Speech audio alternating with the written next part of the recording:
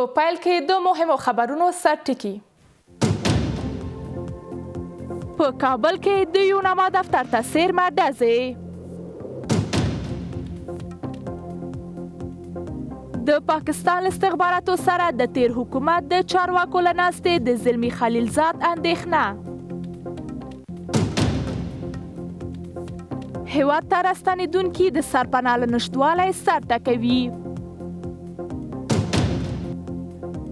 او په سوریه کې چاودنه.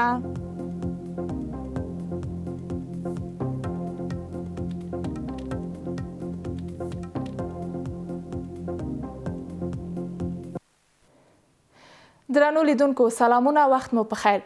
د 12 بجو خبري ټولګې ته ښه راغلاست. زه زاهده ابراهیم خیل یم. د اسلامي امارت ویان ذبیح الله مجاهد وایي چې اسلامي امارت پیل د اختلاف او کورنیو جګړو پر ضد شوی او تر بل هر چا د یووالي په ارزښت ښه پوهیږي.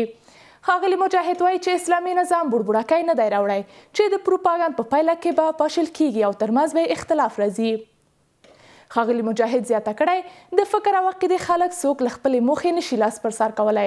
د اسلامي امارت ویان ذبیح الله مجاهد په ډاګه کړی چې هیواد کې د داعش ټولو پټنځایونه له منځه وړل شوي.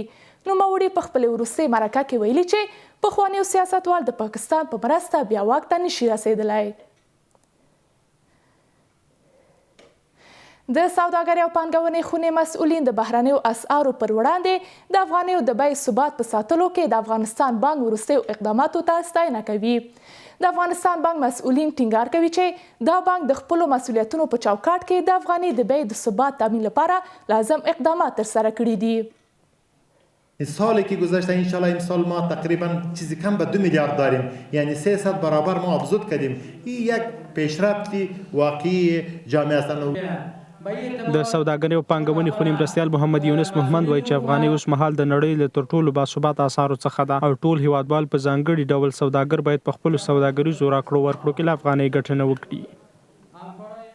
اخیری که ما سفر کرده بودیم با اتاقای تجارت و سرمایه گذاری دبی یا امارات متحده که ملاقات کردیم، در اونجا برای ما اطمینان دادن که چه رقم بتانیم با یک مکانیزم شفاف همه سکتور خصوصی افغانستان که سکتور خصوصی باشه در بعضی اگزیبیشنایی که در دبی میشه دعوت میکنه و انشالله کار سری ویزه را هم وعده کردن که ما مشترکاً با امارات اسلامی افغانستان در مشکل ویزه تجار هم شاید برپا شود. د افغانستان د سوداګرۍ او پانګونې خونې غړی خانجان الکوزی په دې ناسته کې له مسؤلینو وغوښتل چې بازارونه په سمه توګه مدیریت کړي. د ایران په شان یو لوی اقتصادي قدرت 200 چنده ولا پیسې جګه کړه. پاکستان په شان یو ملک چې د کال د 300 میلیارډ کالدارو خالدي وریجې صادروي، د کالدار 50 روپۍ جګه کړه. په چین تاثیر وکړو او همدارنګه حتی په عربي ملکونو په یورو او په ریلې باندې هم تاثیرات منفي شول.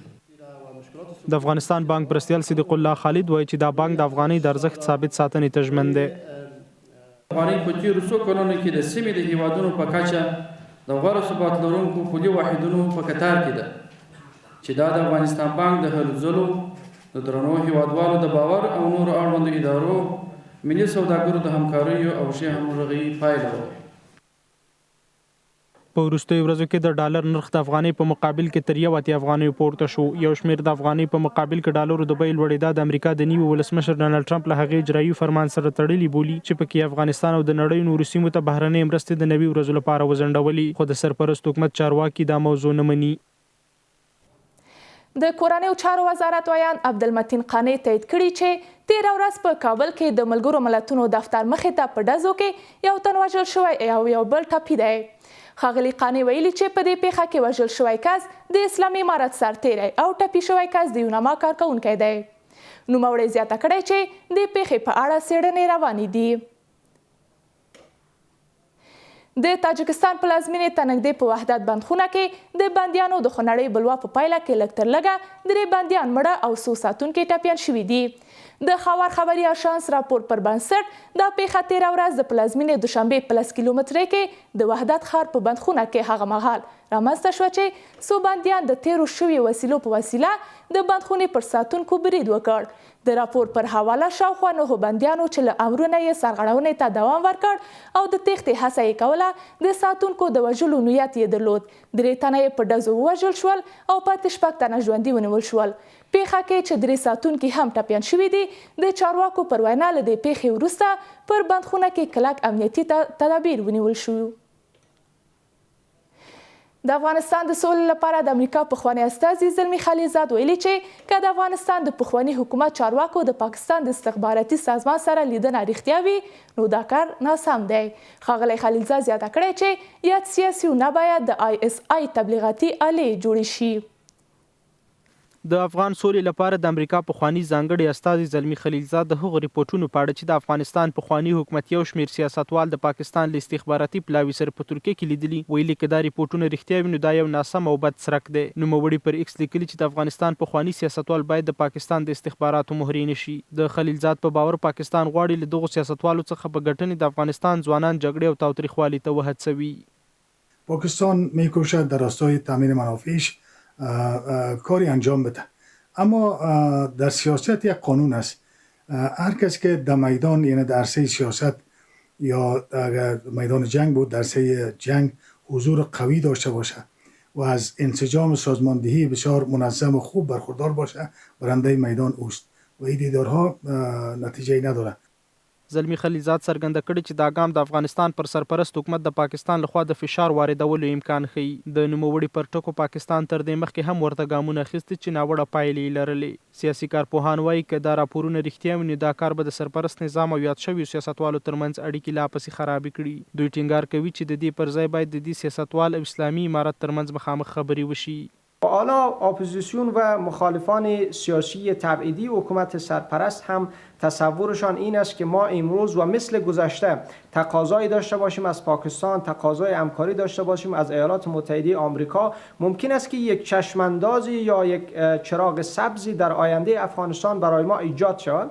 من فکر میکنم که تاریخ چنین یک تصور، چنین یک تفکر دیگر انقضا پیدا کرده.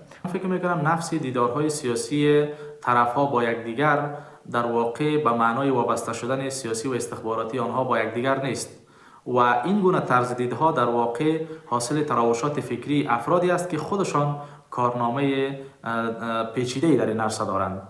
تر دې مخکې ځینو رسنیو ریپورټ ورکړی چې د پخواني حکومت یو شمېر سیاسي څېرې د پاکستان د استخباراتي سازمان له پلاوي سره په ترکیه کې لیدلي او د پاکستان کې د سیاسي دفترونو د پرانیستو په اړه خبرې اترې کړي دي. د کلیو بارغونې او پراختیا ریاست د چین تر پولې د واخان سړک د خامه چارو له بشپړېدو خبر ورکړی. د ریاست ویان پر وینا د سړې هوا له امله د دې لویې لارې د بشپړېدو چارې ځنډېدلي چې د هوا په ښه کېدو سره به بیا پیل شي. د کلیو د پراختیا وزارت ویان نورالهادي عادل وایي چې د چین پولې پورې د واخان دهلې جوړېدو کار چې 50 کیلومتره کېږي پیل شوی دی. د وزارت د دې دهلې جوړېدو کار ځنډ لامل سړه هوا بللې او ټینګار یې کړی چې د هوا په ګرمېدو سره به پر دې لار کار پیل شي. هوا د سړېدو او د واورې د ورستونو له کبله د یاد سړک چارې ولاړې چې د هوا په ښه کېدلو سره به د یاد سړک چارې بیا ځلې پیل شي او ډېر ژر به دغه سړک په جغل اندازي ډول د چین تر پولې پورې ورسیږي. له دې سره سم واشنګټن پوسټ راپور ورکړی چې اسلامي امارت هڅه کوي د واخان لرې پرته سیمه پر نړیوال سوداګریز مرکز بدل کړي. د دې گزارش په خبرېدو سره د اسلامي امارت چارواکي په دې برخه کې د چین هیواد د همکارۍ غوښتونکي شوي او ټینګار کړی چې د واخان لارې جوړېدو لپاره د پاموړ بودجې ته اړتیا ده. سرمایه‌گذاری بیشتر چی داخلی و چی تشویق چینایی‌ها برای ساخت از اینا فوق‌العاده است. فکر میکنم که ما زمان بسیار زیاد در این مورد از دست دادیم. د یادونو وړ ده چې اسلامي امارت په داسې حال کې پر نړیوال سوداګریز مرکز د واخان د لارې بدلېدو غوښتونکی شوی چې اوس هم هیواد پر بهرنۍ مرستو متکی دی. کشور چین از یکی از کشورهای مقتدر اقتصادی است نیاز به بازار به خاطر فروش کالاهای تولید شده خود داره. روزانه واخان میتونه یک روزانه خیلی خوبتر و گزینی خوبتر برش بوده باشه به خاطر فروش کالاهایش. بنان بر پیمانی که ما سریعتر و زودتر بتانیم سهیم بوده باشیم در امر ساختن و اعماری مرکز تجارتی، میتونه به سود اقتصاد ما و سایر کشورهای زیدخل تمام شود. دا په داسې حال کې چې څه موده وړاندې د کورنیو چارو وزارت سرپرست سراجالدین حقانی په کابل کې د چین له سفیر سره په لیدنه کې د واخان د لارې پر ستراتیژیک ارزښت او د دواړو هیوادونو سوداګریزو اړیکو پر پراختیا خبرې اترې کړې وې. له افغان شخصیتونو سره د اړیکو کمیسیون په تیرو 3 کلونو کې هیواد ته د څه باندې 145 افغان شخصیتونو له راستنېدو خبر ورکړی. د دې کمیسیون ویان د امنیت ټینګښت او راستنېدونکو ته د مسؤلیت کارتونو د ویش ډاډ ورکړی دی. په هیواد کې واک ته د اسلامي امارت له بیا رسېدو وروسته د تیر حکومت ډیری چارواکي او شخصیتونه نورو هیوادونو ته ولاړل. خو اسلامي امارت له شخصیتونو سره د اړیکو کمیسیون په رامنځته کولو سره د یادو کمیسیونو بیا ځلې راستنېدو لارې چارې برابرې کړې. له شخصیتونو سره د تماس کمیسیون ویان حمدالله وثیق هیواد ته راستنېدونکو کسانو ته د امنیت او د مسؤلیت د کارتونو له ویش څخه خبر ورکوي. نوموړی هیواد ته د شخصیتونو راستنېدل د هیواد د پرمختګ لپاره ګټور بولي. هغه کسان چې بیرته هیواد ته راستنیږي د دوی د امنیت په برخه کې او ځینې نور مشکلات که دوی ولري هغوی ته باید په وخت باندې رسیدګي وسي، په دې باندې بحث وسو او پریکړې وسوي. په همدې حال کې یو شمېر شنونکي وایي هیواد ته د شخصیتونو راستنېدل مهم دي او باید د راستنو شوو شخصیتونو له تجربو څخه ګټه واخیستل شي. چې هغوی دې په کار وګمارل شي، د هغوی نه د استفاده وشي. کومه برنامه چې وجود ونه لري نو طبعا د خلک هلته چې لاړ هم شي چې کار ونه لري، روزگار ونه لري، بیرته ستړي کیږي او له وطن څخه وځي. امید دی چې په دې باره کې به دولت یو تصمیم ونیسي. تجارب اندوخته‌های ملی و مسلکی آنها در صورتی که جرم و جنایتی را مردم افغانستان مرتکب نشده باشند باید استفاده شده. در رده‌های بالای حکومتی همچنان اجازه داده شود تا این کادرهای تخصصی کار گماشته شوند از تجاربشان استفاده شود. دا په داسې حال کې چې په دې وروستیو کې د ریاست الوزرا د سیاسي معاونت د دفتر عمومي رئیس د تیر حکومت له یو شمېر چارواکو سره په لیدنه کې وویل چې د اسلامي امارت په واکمنۍ سره عمومي عفو شوې او له هیڅ چا د پخواني دندې او مسؤلیت په تړاو پوښتنه نه کیږي. په افغانستان کې د خوړو نړیوال پروګرام مشر شیاویلی په هیواد کې د پرله پسې وچکالۍ په اړه اندېښنه څرګنده کړې. نوموړي د یوې ویډیو په خپرولو سره ویلي چې د افغانستان په کلیو کې د وچکالۍ زیاتېدو سره د اوسېدو وړ نه دي. د هیواد ځینې ښاریان د اوبو له کمښته شکایت کوي او وایي چې د وچکالۍ له امله د دوی ځمکې ښه حاصلات نه ورکوي. د افغانستان لپاره د خوړو نړیوال پروګرام مشر شاویلی د هیواد کلیو ته د خپل سفر په ترڅ کې په دې سیمو کې د وچکالۍ په اړه اندېښنه څرګنده کړې او ویلي دي چې د وچکالۍ له امله د افغانستان کلیو کې ژوند ناشونی شوی دی. But life doesn't need to be like this. پخوا دلته زرګونه کورنۍ اوسېدې خو اوس دا په یوه کنډواله ښار بدل شوی دی. هغه کورونه چې د جګړې پر مهال هلته وو اوس وران شوي دي. په ټول افغانستان کې ما ډېر کلي لیدلي چې دا برخلیک یې ګاللی دی. هغه کلي چې پرېښودل شوي کورنۍ د وچکالۍ او د اقلیم د بدلون له امله د خپلو کورونو پرېښودو ته اړ شوي دي. له بل خوا د هیواد اوسیدونکي وایي چې د پرله پسې وچکالیو له امله د دوی ځمکې ښه حاصلات نه ورکوي او د ستونزې د خوراکي توکو بیې لوړې کړي دي. وچکالي ده بس خو ټول خو پوهېږي چې وچکالي ده او باران نشته او موږ حکومت نه غواړو چې موږ ته ډیمونه جوړ کړي او زموږ فصلونه پکې اوبه کړو. خصوصا در بخش زراعت و همچنان در بخش مالداری از صدمه بسیار کلانی رسانده. زمانی که خشکسالی وجود نداشته باشه که طبیعی است کشتزارها وجود نمی‌داشته باشه نابود میشه. هر کال دلته 1 متر 1.5 متر دی اوبو هغه ګل چې دغه ټیټیږي نو زمونږ ډېر دهقانان ورونه د اوبو د کمښت ستونزې سره مخ دي. همدارنګه د پکتیا ولایت د په حاصلاتو باندې هم تاثیر کړی دی. د ملګرو ملتونو راپورونو له مخې افغانستان د هغو لسو هیوادونو څخه یو دی چې د اقلیم له بدلونه تر ټولو ډېر اغېزمن شوی دی. دا هیواد له څو کلونو راهیسې له بیا ځلې وچکالۍ سره مخ دی. یو شمېر کډوال چې په تیرو 3 کلونو کې له ګاونډیو هیوادونو په ځانګړې توګه د پاکستان هیواد راستانه شوي خپل ژوند کې له شته ننګونو سر ټکوي. د دوی پر وینا اوس داسې کورونو کې ژوند کوي چې د ژوند لومړنیو امکاناتو ته لاسرسی نه لري. 10 کلن ګلاب جان د زرګونو راستنه شویو کډوالو په څیر د خپلې لس کسیزې کورنۍ سره له خټو جوړ کور کې ژوند کوي. نوموړی له سهاره تر شپې پورې په لاس ګاډي کې 150 افغانۍ ګټي چې د هغه د لس کسیزې کورنۍ لګښتونه نشي پوره کولی. تر اوسه د یو کال کریا مې نه ده ورکړې، د اوس سا کال او لرګي مې ولا کوي. د وړه بچیون مې د زه د په ګوډۍ نه لاس مزدورۍ نه کله کور کړی کله نه کړی. اوس قرضداره مې یم او ماشومان ورسره مریضونه کور کې کور والا مې مریضه ده. احمد ګل او میرمن یې په ژوند کې له شته سختیو شکایت کوي او وایي چې د دوی د ډیر عمر درلودو سره سره دوی اړ دي چې د خپلو ماشومانو پالنه وکړي. بله ورځ مو یوه اوبه ورسه شوې وه، لوس پښه بوتن معیوب دي او د بشکې مروړې په یخنې بوټ شومه، لوس دا وختو د ښه لوس بیا هلته لوړم ته بلې لرګی اډې ته یخ سړي نول د وایي چې دروند کور ما پکه. د اسلامي امارت چارواکي وایي چې د اسلامي امارت رهبر فرمان پر بنسټ به ډیر ژر له ګاونډیو هیوادونو راستنېدونکو کډوالو ته د ځمکو د ویش پروسه پیل شي. هر مهاجر کورنۍ چې هغه ځمکه نه لري، سرپناه نه لري، د علي قدر امیرالمؤمنین حفظه الله د فرمان مطابق به ان شاء الله هغوی په آینده کې د نمرو څښتنان ګرځي. چارواکي ډاډ ورکوي چې د راستنېدونکو کډوالو لپاره به لومړنۍ مرستې دوام ولري.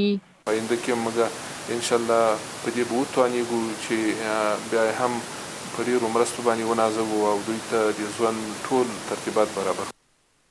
دا په داسې حال کې ده چې د کډوالۍ نړیوال سازمان په خپل وروستي راپور کې ویلي چې له 2020 کال راهیسې 8 میلیونه افغانان د ګاونډیو هیوادونو په ګډون نورو هیوادونو ته کډوال شوي دي. رویټرز راپور ورکړی چې د امریکا ولسمشر ډونالډ ټرمپ په کاناډا او مکسیکو باندې لګول شوي تعرفې د 10 ورځو لپاره ځنډولې دي. د راپور له مخې په چین باندې لګول شوي تعرفې لا هم پر خپل ځای دي او په راتلونکو څو ساعتونو کې به اجرا شي. د افغانستان صنعت او سوداګرۍ وزارت له ازبکستان سره د 4.5 میلیونه ډالرو سوداګریز تړون لاسلیک کړی دی. د دې وزارت ویان وایي دا قرارداد د دواړو هیوادونو د خصوصي سکتور ترمنځ لاسلیک شوی. د نوموړي پر وینا دا قرارداد په بیلابیلو برخو کې لاسلیک شوی دی. د هیواد ځینې ښاریان ښاري فرهنګ پر نه پاملرنه نیوکه کوي او وایي چې لا هم د افغانستان په ښارونو کې ښاري فرهنګ په سمه توګه نه دی جوړ شوی. دوی له حکومته غواړي چې په دواړه ولس ته معلومات ورکړي. په ورته وخت کې د کابل ښاروالۍ فرهنګي سلاکار د ښاري کولو د فرهنګ پر پیاوړتیا د ټینګار ترڅنګ وایي چې د بنسټ د ښار جوړونې د فرهنګ پیاوړتیا او په دې اړه د پوهاوي د کچې د لوړولو لپاره پروګرامونه پلي کړي دي. د هیواد په لوی ښارونو کې د نفوس د ګڼوالي او په ښارونو کې د ژوند کولو لپاره د خلکو لیوالتیا سره ځینې ښاري اوسیدونکي د هیواد د ځینو اتباعو لخوا د ښاري کېدو کلتور ته په نه درناوي نیوکه کوي او له خلکو غواړي چې د ښاري کېدو کلتور ته د درناوی وکړي. د دوی پر وینا د ښاري کېدو کلتور لا تر اوسه په هیواد کې بنسټیز شوی نه دی او حکومت باید خلکو ته د دې مطابق روزنه ورکړي. په ټولنه کې له هر ډول ستونزو او بې نظمۍ څخه ځان لرې ساتل، په ځانګړې توګه په ترافیکي برخه کې دا تر ټولو اړینه ده او هر څوک باید هڅه وکړي چې په ټولنه کې نظم مراعات کنه. فرهنگ شهرنشینی در اصل احترام گذاشتن به قوانین، احترام گذاشتن برای یکدیگر و به حقوق یکدیگر است. در زندگی همسایگی و در زندگی که چه از لحاظ ترافیکی و چه از بخش‌های دیگه هرگاه حقوق همدیگر را مراعات کنیم. د نفوس ډیره برخه په کابل ښار کې راټوله شوې ده. لکه څنګه چې په کابل کې نفوس زیاتیږي، ځینې خلک د ښار پاک ساتلو او د ښاري اصولو مراعات کولو ته پاملرنه نه کوي. په همدې حال کې د کابل ښاروالۍ د کلتوري چارو سلاکار نعمت الله برګزي ویلي چې دوی د ښاري کولو د کلتور د پیاوړتیا لپاره په ښوونځیو کې له 400 زیات پروګرامونه پیل کړي دي. چاروالی کابل بالاتر 400 برنامه در مکاتب سال گذشته داره و برنامه ادامه خواهد داشت و همچنان وکلای محترم گذار که تعدادشان بالاتر از 600 نفر هستند. مشاوری کابل در بخش آگاهی رسانی همکاری‌های مشخص خود را دارند. ښاري کلتور د قوانینو او اصولو یوه ټولګه لري. که تعقیب نشي د ښار نظم ګډوډوي. ننګرهار ولایت کې ګڼ شمېر شنې خونې جوړې شوي چې د ژمي په موسم کې هر ډول ترکارۍ پکې کرل او روزل کیږي. د دې شنو خونو مسؤل وایي دوی دلته د ډول ډول ترکاریو تخمونه تر څېړنو لاندې نیولي.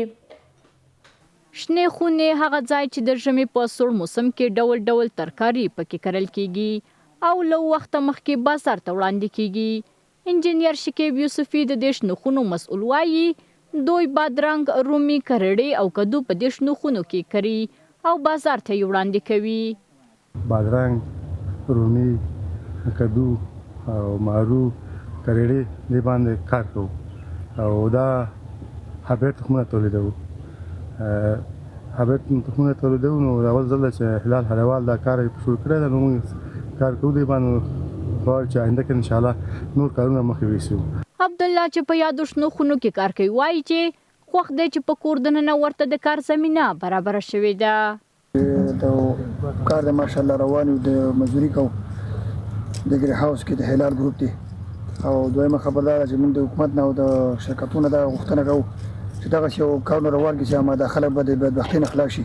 نور کارکوونکي هم له خپلو شته کارونو خوښ دي او له نورو پانګوالو غوښتنه کوي چې په کور دننه پانګونه وکړي تر څو ځوانان له ناوړه کړو او بهر ته په وژونکو لارو له تګه راوګرځي. په دغه ګرین هاوزونو کې کار کوم، سهار ځو مازدیګر ځو ته نه دغلته په دې باندې خوشحاله یو چې دغلته خپلو بچیو ته حلاله نفقه پیدا کوو او دغسې نورو سرمایه‌دارانو هم دا هیله لرو چې بس دغسې سیستمات نور برابر کړي، دغسې دغه وکړي ګرین هاوزونه برابر کړي.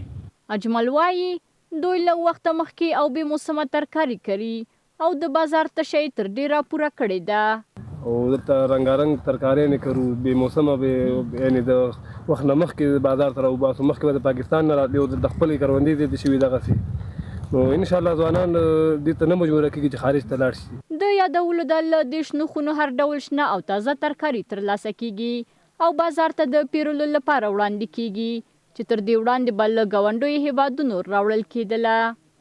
اوس هم سولان بهرني خبرونه. د سوریې د ملکي دفاع سازمان وایي د یو موټر بم په چاودنه کې چې د دې هیواد په شمال کې د منبع ښار ته نږدې شوي 15 کسان وژل شوي او یو شمېر نور ټپیان شوي دي. د ریپورټونو له مخې ډېر قربانیان بزګرانو چې ښځې او ماشومان هم پکې شامل دي. دا په داسې حال کې ده چې پرون هم 3 کسان د یو موټر بم په چاودنه کې وژل شوي وو.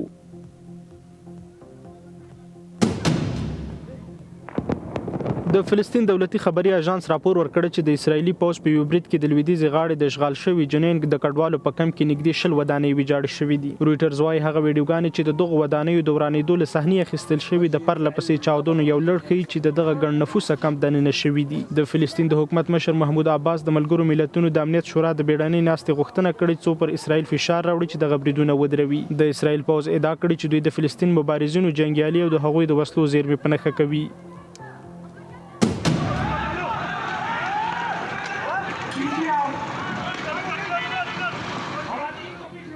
د پاکستان د شخړو او امنیت د مطالعاتو موسسې په یو راپور کې ویلي چې د روان میلادي کال د جنوري میاشتې په اوږدو کې په ټول پاکستان کې 4 او امنیت ضد بریدونه ترسره شوي دي. د دې راپور له مخې په یادو بریدونو کې 91 کسان چې پوځي ځواکونه ملکي وګړي او د حکومت مخالفین پکې شامل دي وژل شوي او 119 نور ټپیان شوي دي. یادې موسسې ویلي چې په پاکستان کې د ترهګرۍ بریدونو په دې میاشت کې د تیر میاشت په پرتله 42 سلنه زیاتوالی راغلی دی. د روسي چارواکو اعلان کړ چې د یوکراین د بې پیلوټ الوتکو شپني بریدونه د دغه هیواد د انرژي په تاسیساتو د ولګوګراد د نفتو تصفیه خونې او اورخیستو لامل شوي دي. د ولګوګراد سیمې والي اندرا بوچاروف ویلي چې دوی د اوکراین له لوري توغول شوي او یا ډرونونه کشف او له منځه وړي دي. یوکراین تر اوسه په دې اړه څه نه دي ویلي خو کیف مخکې ویلي چې دوی دغه بریدونه د روسیې د انرژي ترانسپورتي او نظامی بنسټونو د له منځه وړلو لپاره کړي دي ځکه دا د مسکو جګړې د هڅو کلیدي برخې ګڼل کیږي. درنو لیدونکو 12 بجو خبري ټولګه هم دومره وه. تر بیا ښه وخت الله مو مل شه. له یک ټلویزیون سره پاتې شئ.